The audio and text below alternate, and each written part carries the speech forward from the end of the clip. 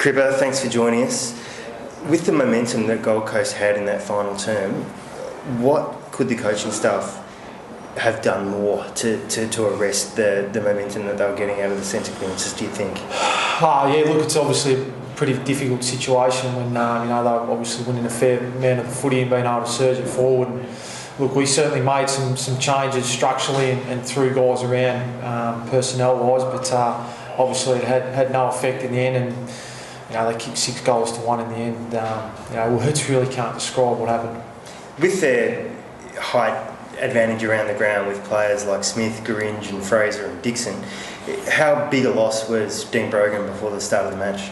Yeah, obviously Brogan's a pretty important part of our structure, especially around stoppages, and gives us first opportunity. But on the flip side of that, there was an opportunity for Daniel Stewart and Jackson Trengove to stand up, and they were coming up against some pretty young kids as well. I understand Josh Fraser's played a little bit of footy, but that was probably the most disappointing thing, that some of those guys who had opportunities didn't nail it. And Gold Coast have played those big guys against other teams, and they've had no influence. So from to have influence against us was very disappointing.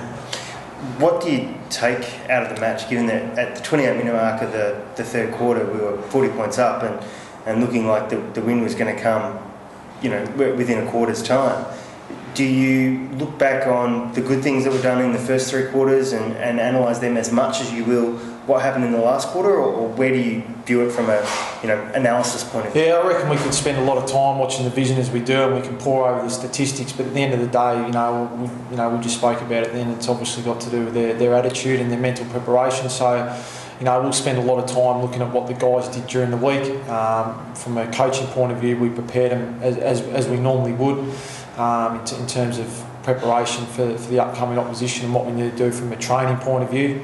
But we need to dig a little bit deeper and find out what individuals did in terms of their preparation and from a physical point of view, but also from a mental point of view. So we'll dig deep during the week and try and find some answers. How hard is it to help the players recover from that sort of loss as well?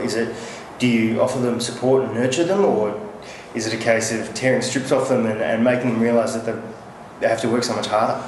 Oh yeah, look, Matty was obviously pretty vocal after the game, and he certainly let them know how he felt from a disappointment angle, and he was pretty angry, as he should be.